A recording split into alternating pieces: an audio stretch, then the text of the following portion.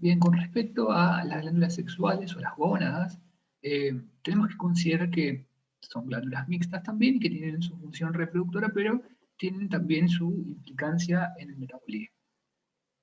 ¿Quién las estimula? Las gonadotropinas, ¿se acuerdan? La FSH y la LH.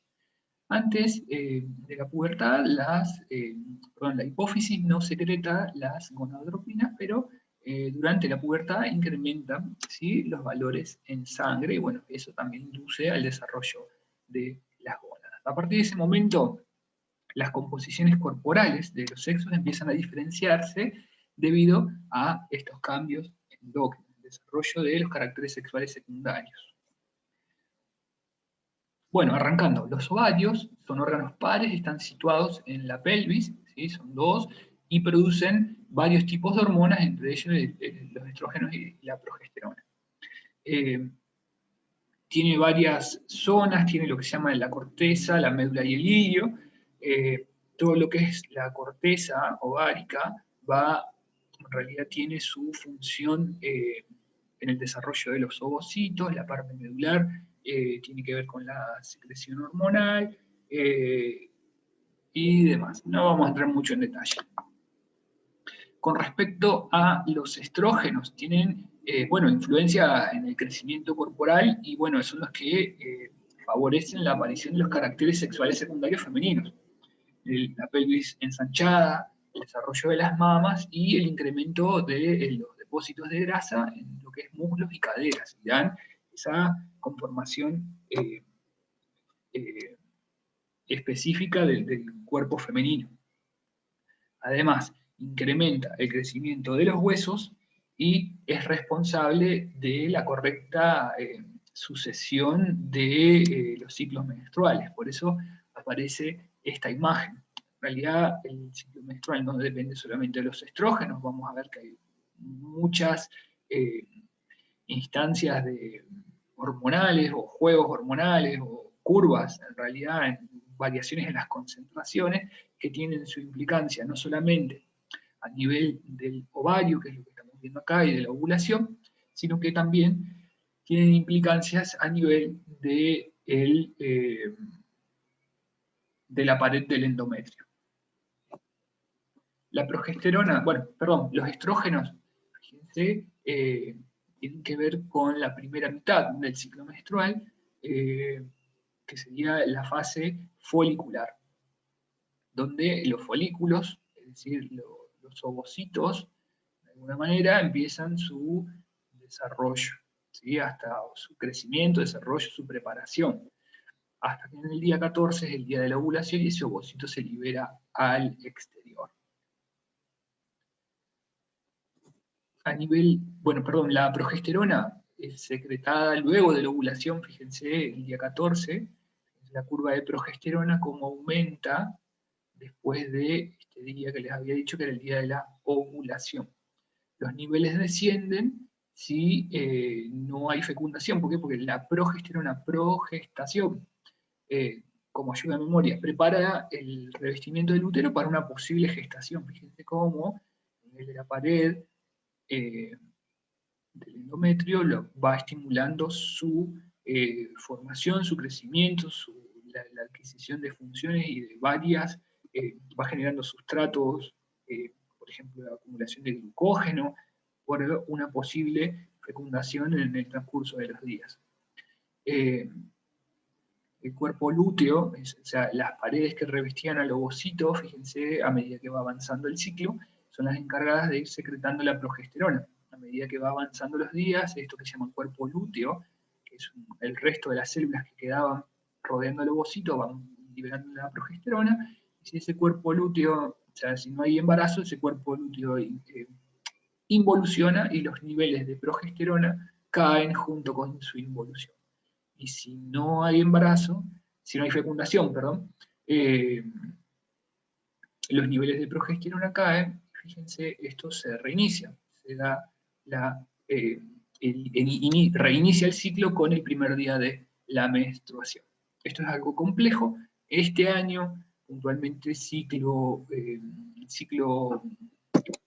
no va a ser evaluado, pero bueno, si ven este video en otro momento, puede que esto sí ingrese en el temario. Lo mismo, para tener en cuenta, un ciclo normal dura 28 días, pero puede ir entre 25 y 35, o 24 y 30 y, bueno, consideren eso, 25 y 35, más o menos cierta cantidad de días que son considerados normales. Los primeros días del ciclo, en realidad el día 1 del ciclo es el primer día en donde sucede la menstruación, fíjense acá, y otro día clave a considerar es el día 14, que es el día en donde se produce la ovulación. La primera mitad del ciclo, los primeros 5 días, podemos considerar hasta 7, son los días en donde se va a producir la menstruación, es decir, el sangrado, y en esta primera etapa la hormona que predomina es el estrógeno, los estrógenos. Y dentro de las hormonas hipofisarias aparece la FSH, una de las gonadotrofinas. Ahora, más cercano al día 14, fíjense que la LH hace su pico, y este pico de LH es el encargado de que se suceda esta ovulación. El ovocito que fue inducido a crecer en realidad es un folículo, que fue inducido a crecer en los primeros 14 días, en este momento, con este pico de la luteinizante, induce a que reviente, ¿sí? Esto está lleno de líquido, se rompa y se libere hacia el exterior. Una vez que eso sucede, empieza, digamos, la segunda fase del ciclo, que es la fase lútea. Es la misma imagen. Es la fase lútea, estamos parados acá, y que depende, como decía acá, del cuerpo lúteo, y el cuerpo lúteo secreta la progesterona, y la progesterona prepara todo el endometrio para una posible fecundación. Esto es bastante más complejo, pero quería que se lleven algunas nociones. Si necesitan profundizar, voy a dejar unos videos explicativos en la sección de webs. Como les decía, el ciclo folicular tiene varias cuestiones. Hay hipotálamo e hipófisis encargados de esta fase folicular, que también se denomina proliferativa, está influenciada por los estrógenos, y bueno, el espesor del endometrio va bueno, aumentándose. Hasta que, bueno, esto es dependiente de los estrógenos, pero un pico de LH es como si le dieran una sacudida a el folículo que se iba desarrollándose para que libere el ovocito, y estamos acá parados en el día 14, y a partir de ese momento, las células que quedaron de lo que es el folículo, van a empezar a secretar la progesterona. Si bien acá estaban secretando estrógenos, esto habla de lo que secreta, acá empiezan a producir progesterona, y si no, a medida que va pasando los días en la fase secretoria, podemos decir que está influenciada por las progesteronas, si no hay fecundación, estos que pasaron a ser células foliculares después se convierten en células del cuerpo lúteo, y que si no hay fecundación no va a haber, en realidad los niveles de progesterona disminuyen porque este cuerpo lúteo va degenerando, va perdiendo capacidad hasta que se termina convirtiendo en corpus albicans, y ya no va a generar progesterona. Y reinicia el ciclo, si no hay fecundación, pues los niveles de progesterona descienden, y se produce el sangrado. Todo lo que fue, de alguna manera, proliferando en esta segunda parte, al perder la capacidad inductiva, la capacidad que tenía de proliferar porque esto estaba activo, se pierde, y todo lo construido se desprende, y es donde reinicia el ciclo en el primer día de la menstruación. Bueno, algunas cuestiones llevadas, digamos, traídas en realidad porque son conversadas con regularidad. Bueno, el ciclo menstrual y el rendimiento deportivo. ¿Qué hay de mito, qué hay de cierto? Bueno, esto es para sentarse a debatir, pero lo que, por lo menos de acuerdo a la bibliografía que nosotros usamos, no es un fenómeno generalizado. Algunas mujeres presentan dificultades para la práctica deportiva en la fase previa a los días de menstruación, o al comienzo, o bien en ambos momentos. Es que no se puede generalizar este fenómeno o asociarlo directamente con el rendimiento deportivo. No hay una coincidencia entre los estudios realizados en cuanto a que el periodo podría resultar beneficioso para la práctica, ya que las diferencias, como decía antes, son estrictamente individuales. Pero sí hay algo que en esto hay coincidencia, y hay trabajos también publicados, y hay mucha evidencia que lo respalda, es que el entrenamiento puede producir alteraciones de los ciclos menstruales en las deportistas. Con respecto a las disfunciones, hay varias maneras de clasificarlos, pero yo la cito acá como para que tengan una idea. La oligomenorrea es una menstruación anormal o infrecuente o escasa, es decir, la cantidad normal de se ve disminuida, o se ve disminuida porque es poco el volumen o porque es poca la frecuencia.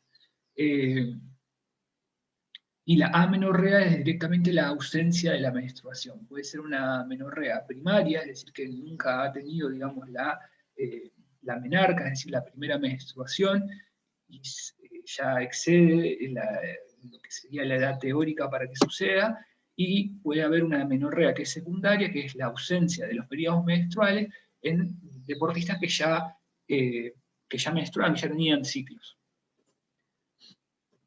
Esto es algo también como para interiorizarse muchísimo más. Acá lo vemos muy por encima. Las invito a que puedan verdaderamente formarse si van a trabajar, ya sea con adolescentes, con mujeres adultas, o siempre es necesario ir un poquito más. Este año es atípico y nos agarra muy mal parados, pero esto merece tiempo para no quedarnos con la cuestión de los mitos y se dice que, sino que como profesionales de la actividad física podamos encarar el tema desde la evidencia científica, y podamos llevar una respuesta real y concreta y no algo salido de la galera basado en comentarios de pasillo y demás. Con respecto a lo que es testículos, también son las glándulas sexuales masculinas, tienen una función que es mixta y que lo mismo, está regulada por las gonadotropinas que vienen de hipófisis. La principal hormona que secretan es la testosterona. ¿Sí? Los testículos, para considerar, son glándulas que están por fuera de cavidad abdominal. En el caso de la mujer están en cavidad abdominal, específicamente en el pelvis, pero en el caso de los hombres están por fuera y están recubiertos por un revestimiento cutáneo y muscular que se denomina escroto. Forma parte de los genitales externos masculinos. Dentro del testículo vamos a encontrar que hay células que están encargadas de producir los espermatozoides y células que están encargadas de producir las hormonas, al igual que en el ovario. En este caso, ¿cuál es la que van a producir principalmente? Es la testosterona, y es la que nos genera a nosotros la relevancia. La testosterona es responsable del desarrollo y del mantenimiento de los caracteres sexuales masculinos, además de la producción de espermatozoides, al igual que lo que habíamos hablado en el caso de las mujeres. Se sintetiza a partir de colesterol, es decir, a partir de lípidos, y además de los testículos también está producida por la corteza suprarrenal, aunque en una menor proporción. En el caso de las mujeres también hay andrógenos producidos por la corteza suprarrenal, pero que por el tejido periférico, por el tejido adiposo, que es el tejido periférico, se reconvierten en estrógenos. Esto es un poco más complejo, pero resumiéndolo. A partir de los 11 o 12 años, la concentración de gonadotrofina se eleva, bueno, por lo tanto la secreción de testosterona también se ve elevada. A partir de los 14 o 15 años alcanzan los valores de adulto y después se mantienen aproximadamente hasta los 40 años de edad. Y descienden progresivamente después de ese periodo hasta los 70 años. Y su característica es que es una importante hormona anabólica. ¿Sí? Tiene, bueno, importancia en el crecimiento, en el desarrollo y la maduración del esqueleto masculino. Y a nivel de la musculatura esquelética, ¿por qué? Porque induce la hipertrofia, es anabólica, no sé, el concepto anabólico siempre queda en lo muscular, pero tiene que ver con todas las estructuras que crecen, y en realidad todo lo que es la formación de moléculas complejas y de crecimiento también. Esta hipertrofia a nivel del músculo esquelético también, y es notoria, eh, bueno, haciendo la comparación entre hombres y mujeres. Además también tiene implicancia en los depósitos de glucógeno muscular y de fosfocreatina, ¿sí? De la PC, estimula la eritropoyesis, o sea, la fabricación de los glóbulos rojos, así como de la motivación y la agresividad, y promueve la síntesis de proteínas, de enzimas que son glucolíticas. Los niveles de testosterona en el plasma sanguíneo aumentan con el ejercicio de larga duración y puede ejercer un efecto durante un tiempo considerable una vez finalizado el ejercicio. Y esto para tener también en cuenta. Y eso es todo del sistema endocrino. Dejo bibliografía que es alternativa para que puedan consultar sobre todo de los temas que les había considerado, diabetes y ciclos femeninos y rendimiento deportivo. Son temas que son verdaderamente inagotables, pero bueno, los dejo como bibliografía no obligatoria. Nos vemos en el próximo video.